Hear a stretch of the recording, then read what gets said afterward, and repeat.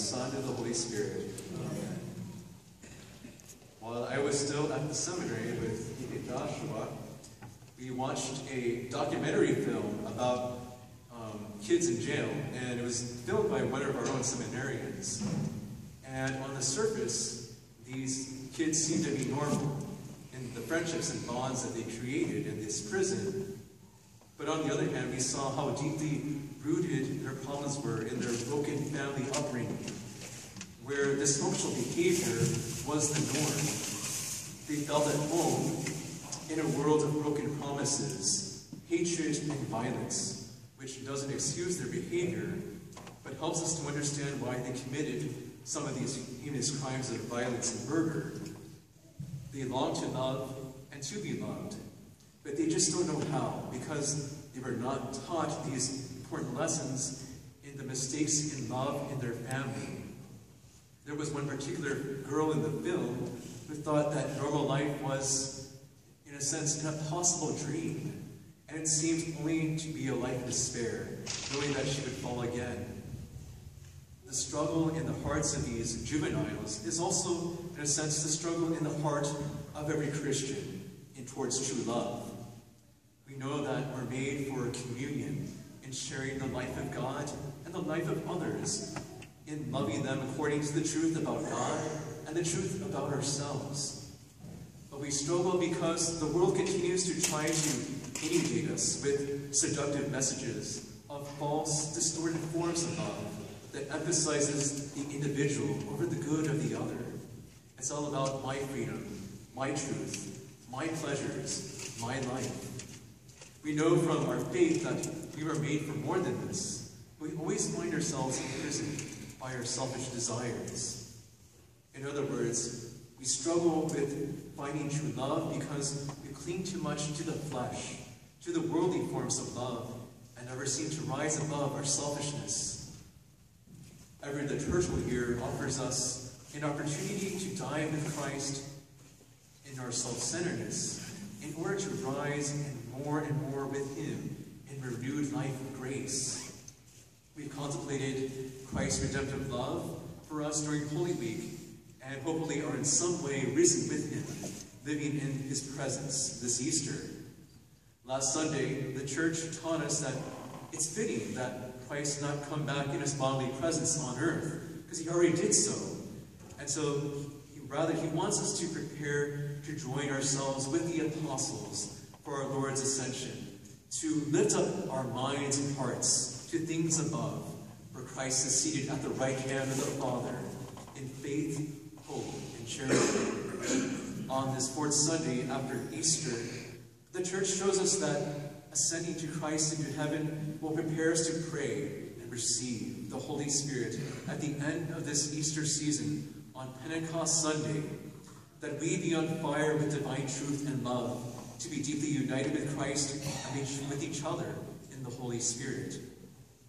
In a sense, the whole Lenten Easter season can be seen in terms of a yearly discovery of divine love, the source of true love in different stages. Lent was a time to purify our hearts of our selfish forms of love, of sin, so as to be able to open our hearts more and more deeply to enter into the depths of God's love in paschal mystery. And so filled with the joy and peace of living in that heart-to-heart communion with the risen Christ in His merciful love, we are now approaching closer to the great mystery of the Trinity with the revelation of the Holy Spirit and His sending forth, who is Himself the communion of love between the Father and the Son. Here we discover that not only that God loves us, but that the very being of God Himself is love. It is a person, namely the Holy Spirit. God is one and also triune, a trinity of persons, living a mystery of personal loving communion, where the Father and the Son have an eternal exchange of love. And God created us in His image and likeness, in love and for love, to live in communion with Him and with others in Christ's love, in the Holy Spirit. That's why the human person is a social being. And we see this especially how people who live in solitary confinement tend to lose a sense of reality because we understand the truth about ourselves when we're in communion with others. The forms of communion that we see in human relationships are reflections of Trinitarian communion. So one other reason Christ ascended into heaven and sent the Holy Spirit upon Mary and the apostles was to reveal to us the mystery of the Trinity and open ourselves to the graces of being in relationship to the Holy Spirit, who illuminates our minds and inflames our hearts with his gifts of grace. The octave of Easter was a time to especially reflect on and renew the grace of our baptism that we receive that flows from the redemptive sacrifice, which is the life of the Spirit of Christ abiding in our hearts, that puts us into mystical communion with Christ and with all the members of his mystical body. Now Christ is teaching us to prepare our souls to receive a greater share of the Spirit in order to fill his church with a greater abundance of the Spirit's life-giving presence. Indeed, without the ascension and the descent of the Holy Spirit, the early church, as recorded in the Acts of the Apostles, would not have been so bold in their witness to Christ. As our Lord said in the Bread of Life discourse, it is not the flesh, but the Spirit that gives life, and it is by faith that we walk in the light of the Spirit. And so it's fitting that Christ enter into his heavenly dwelling place and send his Holy Spirit to continue to work of Christ's saving mission of proclaiming the good news of our redemption.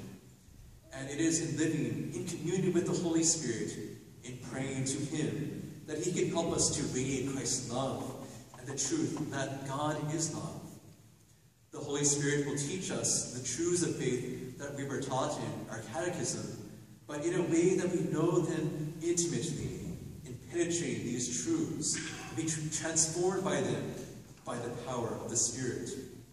In preparing ourselves for our Lord's departure into heaven and the descent of the Holy Spirit, may we preserve the paschal grace of living in the light of the risen Christ.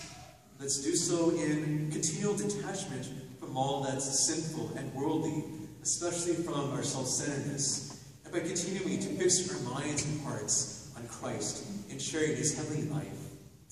The proof that we have truly risen with Christ and are in communion with him is in our self-giving love to others, going out of our own way to seek the best of our brothers and sisters in Christ's love.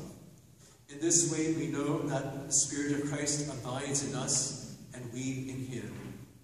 In the name of the Father, and the Son,